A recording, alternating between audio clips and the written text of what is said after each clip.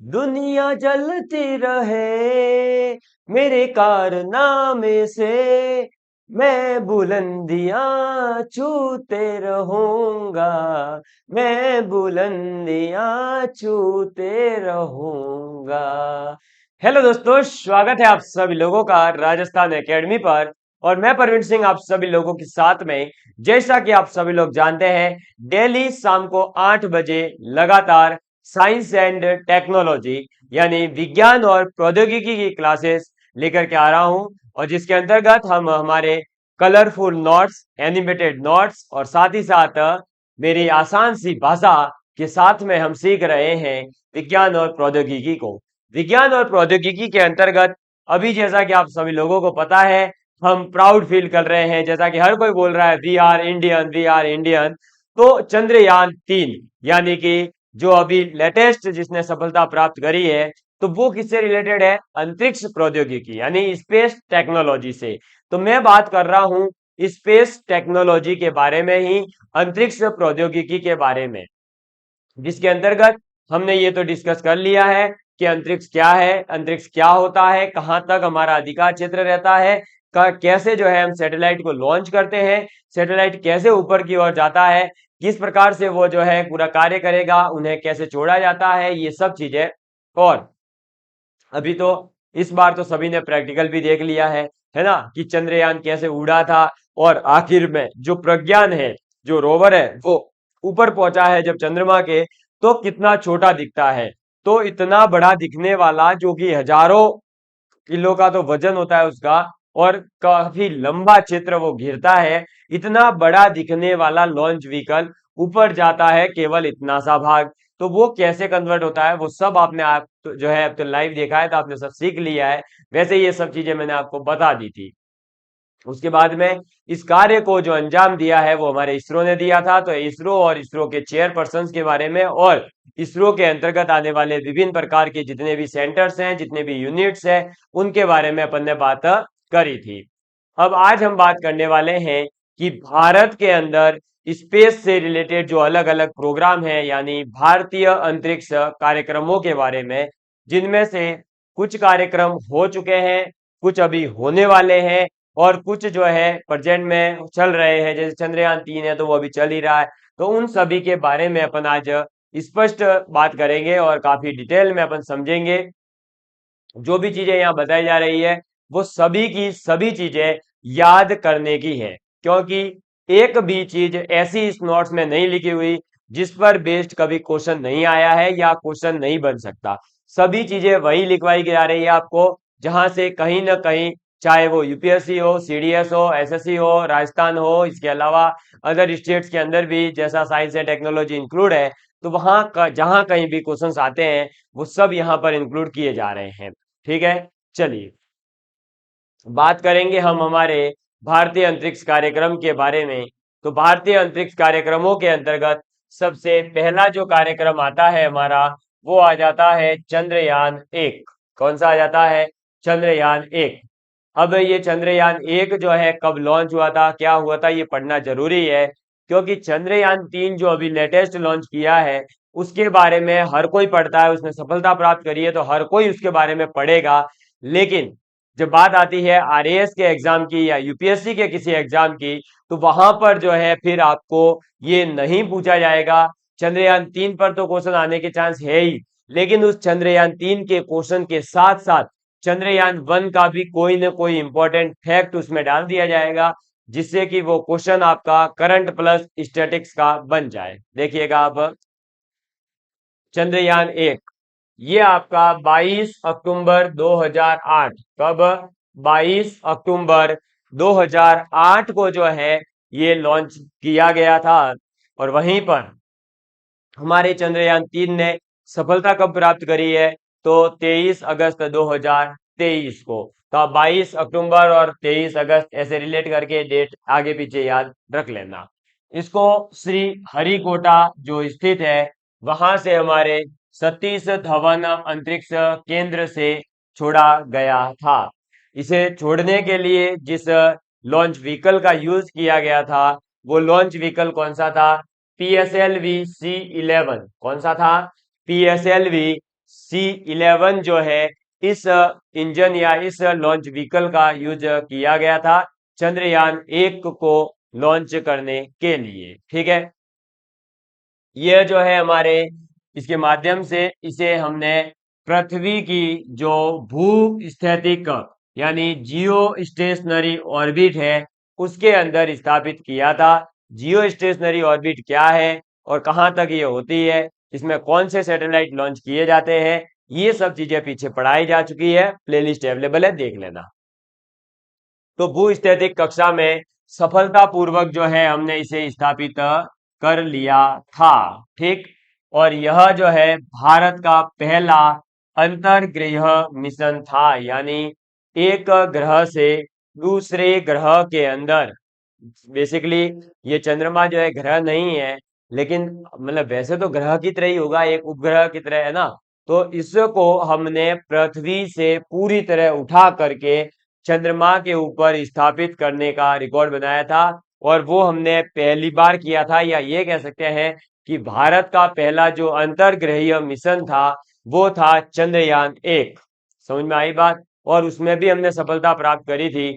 और अगर इसी को रिलेट करूं मैं चंद्रयान 3 से, तो चंद्रयान 3 में भी हमने पहली बार ये ट्राई किया था पूरे विश्व के अंदर कि हम चंद्रमा के साउथ पोल पर यानी दक्षिणी छोर पर पहुंचे, और हम पहली ही बार में पूरे विश्व के अंदर भारत पहली बार चंद्रमा के दक्षिणी छोर पर पहुंचा है। और अगर पूछा जाए कि भारत चंद्रमा पर पहुंचने में कौन से नंबर पर है, तो भारत चंद्रमा पर पहुंचने में चौथे नंबर पर है, लेकिन चंद्रमा के दक्षिणी छोर पर पहुंचने में पहले नंबर पर है। ठीक है, तो उसी प्रकार से भारत का पहला अंतर्ग्रह मिशन जो था वो चंद्रयान फर्स्ट था।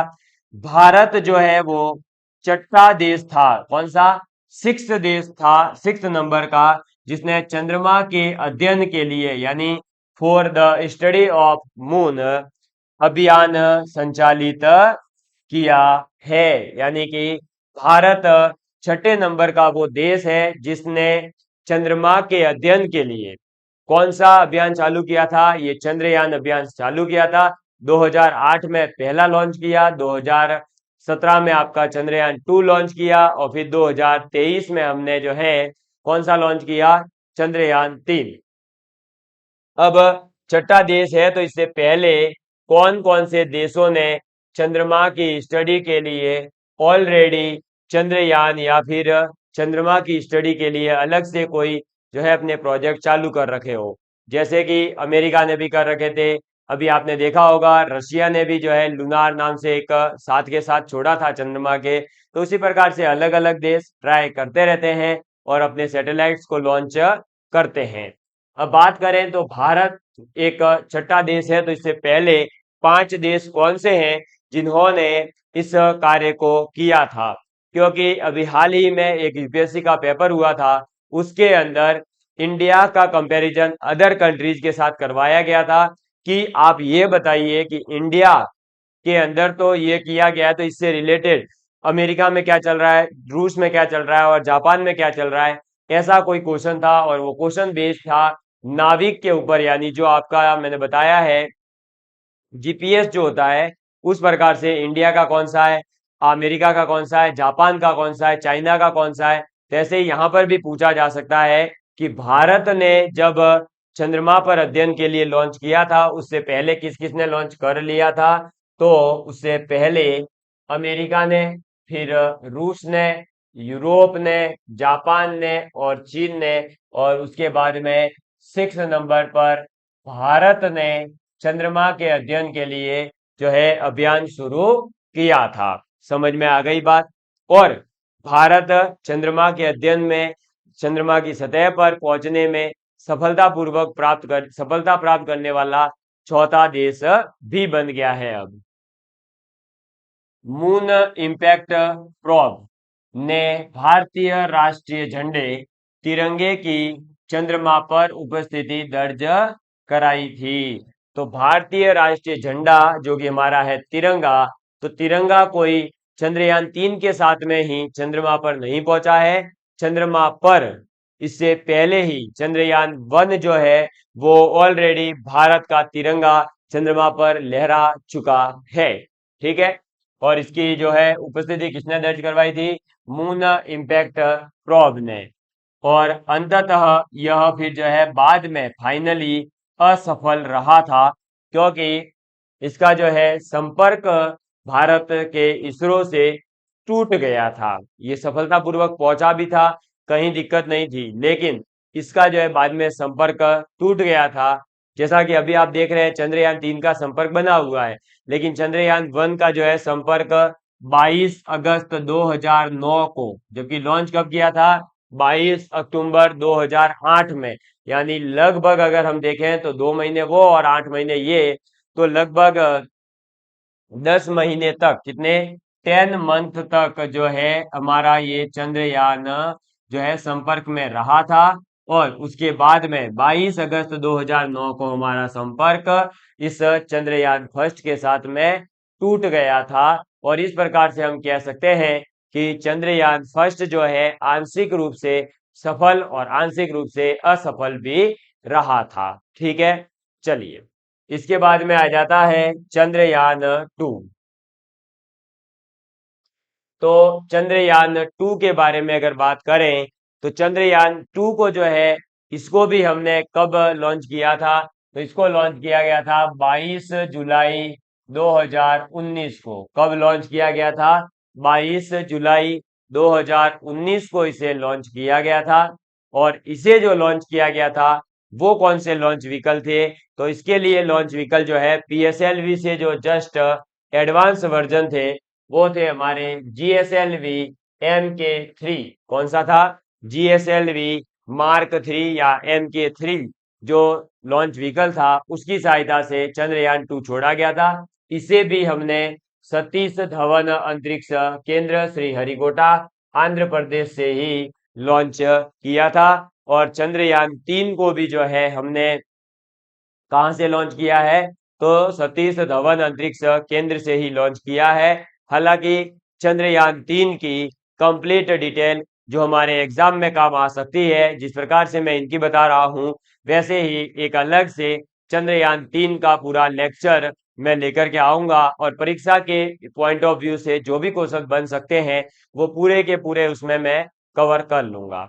अब चंद्रयान 2 में आपने देख लिया 22 जुलाई 2019 को ये जो है GSLV MK3 के द्वारा छोड़ा गया। सतीश धवन अंतरिक्ष केंद्र से ये छोड़ा गया था, श्रीहरिकोटा में स्थित है। अब इसका उद्देश्य क्या था? इसका उद्देश्य था सबसे पहला चंद्रमा की सतह का जो है नक्शा तैयार करना। यानी जो चंद्रमा है उसका जो सरफेस है उसका मैप तैयार करने के लिए हमने चंद्रयान 2 छोड़ा था। और चंद्रमा पर अगर कोई मिनरल्स अवेलेबल है, यानी कि खनिज संसाधन अगर अवेलेबल है, तो उन खनिज संसाधनों का पता लगाना भी जो है चंद्रयान 2 का मकसद था या उद्देश्य था। जल की उपस्थिति का पता लगाना भी हमारा एक उद्देश्य था चंद्रयान 2 को छोड़ने के पीछे। हालांकि चंद्रयान 3 को भी दक्षिणी छोर पर पानी होने की संभावना के तहत ही हमने वहां पर छोड़ा है। तो ये हुआ चंद्रयान 2 के बारे में डिटेल में। अब चंद्रयान 3 के जो अलग अलग, सॉरी, चंद्रयान 2 के जो अलग अलग भाग है उनके बारे में बात कर लेते हैं। तो सबसे पहले चंद्रयान 2 के अंदर आ जाते हैं ऑर्बिटर। कौन आ जाते हैं? ऑर्बिटर। ऑर्बिटर जो है तो वो आपके चंद्रमा के चक्कर लगाता था, या चंद्रमा के चक्कर लगाएगा। इसके अंदर 8 पेलोड से ये युक्त था। जो ऑर्बिटर था वो क्या करने वाला था? चंद्रमा के चारों तरफ चक्कर लगाने वाला था, और ये 8 पेलोड से युक्त था। इसके बाद में जो इसके अंदर लैंडर यूज हुआ था वो था विक्रम लैंडर। कौन सा लैंडर यूज हुआ था? विक्रम लैंडर जो है वो हमने चंद्रयान 2 के अंदर यूज किया था। और यह चंद्रमा के दक्षिणी ध्रुव के पास नियंत्रित लैंडिंग करेगा, और ये हमारे 3 पेलोड से युक्त था। यानी चंद्रयान 2 के माध्यम से भी हम चंद्रमा के दक्षिणी छोर पर पहुंचने का प्रयास कर रहे थे, इसीलिए हमने विक्रम लैंडर का चयन किया था। और विक्रम लैंडर क्या करने वाला था? तो चंद्रमा का जो दक्षिणी छोर है उस दक्षिणी छोर के पास में नियंत्रित रूप से लैंडिंग करवाने वाला था, यानी कंट्रोल्ड सिस्टम के साथ लैंडिंग करने वाले थे हम। इसके बाद में प्रज्ञान रोवर जो है, वो प्रज्ञान रोवर इसमें यूज हुआ था, और वो हमारे चंद्रमा की सतह पर अनुसंधान यानी कि चंद्रमा की सतह पर रिसर्च व प्रयोग करेगा। और ये 2 पेलोड से युक्त था। क्या था ये? 2 पेलोड से युक्त था। मुझे उम्मीद है कि आप लोगों को चंद्रयान 2 के जो 3 भाग हैं, ऑर्बिटर और हमारा रोवर और हमारा लैंडर, रोवर का नाम याद रखिएगा, क्या था रोवर का नाम? प्रज्ञान। और लैंडर का नाम क्या था? विक्रम। और ये विक्रम लैंडर क्या करने वाला था? तो जो चंद्रमा है उस चंद्रमा के दक्षिणी छोर पर नियंत्रित लैंडिंग करवाने वाला था। इसके अंदर 3 पेलोड युक्त था ये। वहीं पर प्रज्ञान रोवर की बात करें तो ये प्रज्ञान रोवर चंद्रमा की सतह पर रिसर्च और एक्सपेरिमेंट यानी अनुसंधान एवं प्रयोग करने वाला था, और इसमें हमने 2 पेलोड युक्त किए थे। समझ में आ गई बात? क्लियर है? आप जो है इसको नोट डाउन कर सकते हो। ये थी हमारे चंद्रयान 2 की बातें। इसको आप नोट डाउन कर लीजिए जल्दी से। चलिए अब हम बढ़ते हैं हमारे आगे की तरफ। तो नेक्स्ट हमारे आ जाता है कि ये रहा हमारा चंद्रयान 2। जैसा कि चंद्रयान 3 आपको जो है सोने की परत का और चमकता हुआ दिखाई दे रहा है, उसी प्रकार से ये डायग्राम कुछ इस प्रकार का दिख रहा था हमारा चंद्रयान 2। ये है चंद्रयान 2। ये क्या है? ये है हमारा चंद्रयान सेकेंड। तो अभी आपका चंद्रयान 3 चर्चाओं में है, इसलिए चंद्रयान 1 और चंद्रयान 2 के बारे में भी आपको थोड़ी बहुत जानकारी होनी चाहिए। तो हमारा जो चंद्रयान 2 था, उसके अंदर जो ऑर्बिटर था, उस ऑर्बिटर पर लगे हुए कुछ पेलोड थे, उनके बारे में बात करते हैं। ये पेलोड क्या होते हैं, ऑर्बिटर क्या होते हैं, ये सब चीजें मैं बेसिक जब पढ़ाया था तब बता दिया है। अभी तो हम बात कर रहे हैं भारत के अंतरिक्ष कार्यक्रमों के बारे में। अगर स्पेस टेक्नोलॉजी की बात करें तो अभी तक हमारे 12 लेक्चर हो चुके हैं, पहले ही बता दूं आपको। तो अब पेलोड देखिए, पहला था ऑर्बिटर हाई रिजोल्यूशन कैमरा, इसके अंदर लगा हुआ था। ठीक। दूसरा, इसके अंदर टेरेन मैपिंग कैमरा लगा हुआ था। तीसरा, चंद्रयान 2 जो है वो large area soft x ray spectrometer लगा हुआ था। चौथे नंबर पर चंद्रयान 2 में एटमॉस्फेरिक कंपोजिशन एक्सप्लोरर जो है वो भी लगा हुआ था। समझ में आ गई बात? तो जो हमारा ऑर्बिटर था, उस ऑर्बिटर पर लगे हुए अलग अलग जो पेलोड है उनके नाम याद होने चाहिए। ये हमारा जो है क्या है? चंद्रयान सेकेंड है। इसके ऑर्बिटर पर लगे हुए पेलोड जो है वो मैंने आपको बता दिए। पहला है orbiter high resolution camera, terrain mapping camera, Chandrayaan 2 large area soft x ray spectrometer, और आपका चंद्रयान 2 एटमॉस्फेरिक कंपोजिशन एक्सप्लोरर। ये सब जो है इसके ऊपर लगे हुए पेलोड थे। क्या थे? इसके ऊपर लगे हुए पेलोड थे। ठीक है। इसके बाद में एक और इसके ऊपर लगा हुआ पेलोड था, और वो पेलोड था हमारा कौन सा? तो वो था इमेजिंग इंफ्रारेड स्पेक्ट्रोमीटर। कौन सा था? Imaging infrared spectrometer. टोटल ये 5 हमारे पेलोड जो है वो चंद्रयान 2 के ऊपर लगे हुए थे, उसके ऑर्बिटर पर लगे हुए थे। मुझे उम्मीद है चंद्रयान 1 भी समझ में आया होगा। चंद्रयान 2 की भी जो महत्वपूर्ण जानकारियां मैंने आपके साथ में साझा करी है वो आपको समझ में आई होगी। अब बात करते हैं आगे चंद्रयान 2 की कुछ और। तो मिशन के अंतिम क्षणों में इसरो का जो विक्रम लैंडर है वो आपका संपर्क टूट गया, और ऑर्बिटर जो है वो 7.5 वर्ष 7.5 ईयर्स हेतु सक्रिय रहेगा। तो अल्टीमेटली हम ये कह सकते हैं कि चंद्रयान 2 जो है वो भी आपका असफल रहा था। ठीक है, तो चंद्रयान 1 जो कि 10 महीने तक संपर्क में रहा, बाद में टूट गया।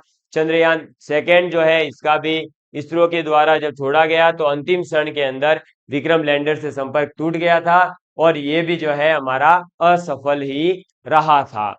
लेकिन इसका जो इसके अंदर ऑर्बिटर लगे हुए थे, वो ऑर्बिटर तो 7.5 वर्षों तक सक्रिय रहने वाला था। अब हमने इसको कब लॉन्च किया, आपको पता है, अभी जस्ट बताया है मैंने। कब लॉन्च किया है भाई? अरे भाई 22 अगस्त। कब लॉन्च किया है? देखो ये रहा। अरे अभी जस्ट बताया था। चंद्रयान 2 कब लॉन्च किया गया था? तो चंद्रयान 2 लॉन्च किया गया था 22 जुलाई 2019 को। अब 22 जुलाई 2019 को लॉन्च किया है, तो ये बताइए कि 7 वर्ष, सॉरी 7.5 वर्ष पूरे कब होंगे? तो 7.5 वर्ष तो पूरे होने में अभी 2026 आ जाएगा, है ना? तो 2026 आ जाएगा। इसका मतलब ये हुआ कि ये जो ऑर्बिटर है चंद्रयान 2 का, वो अभी तक चंद्रमा के ऊपर ही है, और 2026 तक वहीं पर वो सक्रिय रहेगा। इसीलिए आपने अभी सुना हो, तो मैंने भी जस्ट अभी सुना है ना, मैं अभी ये इसकी कंफर्मेशन न्यूज नहीं दे रहा हूं। इसकी कंफर्मेशन न्यूज अपन चंद्रयान 3 पढ़ेंगे तब दे दूंगा मैं। पर ऐसा आ रहा है कि चंद्रयान 2 जो है उसका संपर्क भी धीरे धीरे शायद चंद्रयान 3 की वजह से हमारे पास आने लगा है। तो हो सकता है कि वहां पर अभी तक ऑर्बिटर सक्रिय रूप से है, और जो ये गया है, और ये कहते हैं ना कि भूले बिसरे राजा भी, मतलब कहते हैं ना सुबह का गया शाम को भूल करके घर ही आ जाते हैं, उस प्रकार से। तो भाई कोई घूम जाए तो मिलते ही हैं घूमे फिरे दोस्त, तो 10 साल बाद 20 साल बाद हम कई बार देखते हैं ना कि कोई घुमा था और वो मिल गया। तो यहाँ पर भी ये हो सकता है कि चंद्रयान 2 जो पहले असफल हो चुका है, हो सकता है कि वो वहां पर सक्रिय होने के कारण हमारे संपर्क में आ जाए। ठीक है, अब ये जो हमने छोड़ा था चंद्रयान 2, इसका क्या महत्व था, इसका यानी क्या इंपॉर्टेंस थी, इंपॉर्टेंस ऑफ चंद्रयान 2। अब इसकी इंपॉर्टेंस की बात करते हैं, तो इंपॉर्टेंस के अंदर सबसे पहले आ जाता है कि जो चंद्रमा है, उस चंद्रमा का जो दक्षिणी ध्रुव है वो कम धूप प्राप्त करता है। जो दक्षिणी ध्रुव है वो क्या करता है? कम धूप प्राप्त करता है, यानी उसको धूप जो है बहुत कम मिलती है। ठीक, आगे बात करें, इसीलिए वहां पर बर्फ के रूप में जो पानी है वो मौजूद हो सकता है। इसीलिए हमने चंद्रयान 2 चंद्रयान 3 भी छोड़ा है कि उसके दक्षिणी छोर पर अगर धूप नहीं है तो हो सकता है पानी बर्फ के रूप में उपस्थित हो, और अगर पानी और ऑक्सीजन मिल जाए तो इंसान जो है ऑब्वियस सी बात है कि पृथ्वी की तरह ही वहां पर भी अपना जीवन व्यतीत कर सकता है। तो कम तापमान, कम धूप, अतः क्रेटर में सौर मंडल के आरंभ काल के जीवाश्म रिकॉर्ड हो सकते हैं। अब देखिए भाई, कम धूप है और कम ही वहां का तापमान है, क्योंकि वहां पर बर्फ उपस्थित होने के हम कह सकते हैं। अगर बर्फ उपस्थित है तो तापमान ऑब्वियसली बात है कम होगा। तापमान कम है और साथ ही साथ धूप भी वहां पर कम आ रही है। तो जो क्रेटर के, हमारे कह सकते हैं कि जो क्रेटर होता है ना, उस क्रेटर में सौर मंडल के कुछ हमें क्या मिल जाए? आरंभ काल के जो सौर मंडल जिस टाइम बना था उस समय के कहीं ना कहीं कुछ हमें जीवाश्म रिकॉर्ड अगर मिल जाए, तो हम इस सौर मंडल के बारे में और ज्यादा अच्छे से हमारे वैज्ञानिक पढ़ पाएंगे, और ज्यादा इसकी डिटेल जो है वो हमें दे पाएंगे। समझ में आ गई बात? और आपको ये क्लियर हो गया होगा कि चंद्रयान 2 जो है कैसे लॉन्च किया गया, कब लॉन्च किया गया, और उसने क्या प्राप्ति हमारे को दी, मतलब वहां जाकर के उसने सफलता प्राप्त करी, असफलता हुआ, या इसको किस लैंडर के माध्यम से भेजा गया, रोवर कौन सा यूज हुआ, ऑर्बिटर कौन सा यूज हुआ, यही सब चीजें थोड़ी बहुत आपसे पूछी जाती है, और ज्यादा कुछ इसमें पूछा नहीं जाएगा आपसे, है ना। तो चंद्रयान 1 और चंद्रयान 2 जो हमारे अंतरिक्ष कार्यक्रम थे वो यहाँ पर होते हैं समाप्त। चंद्रयान 3 जो है उसके बारे में अपन पढ़ेंगे अपनी अगली क्लास के अंदर, और जिसके अंदर मैं आपको चंद्रयान 3 से रिलेटेड सभी चीजें बताने वाला हूँ, कैसे इसको लॉन्च किया, इसका वीडियो वगैरह पूरा एकदम बहुत अच्छा चंद्रयान 3 का वीडियो लेकर के कल मिलेंगे। धन्यवाद। जय हिंद, जय भारत।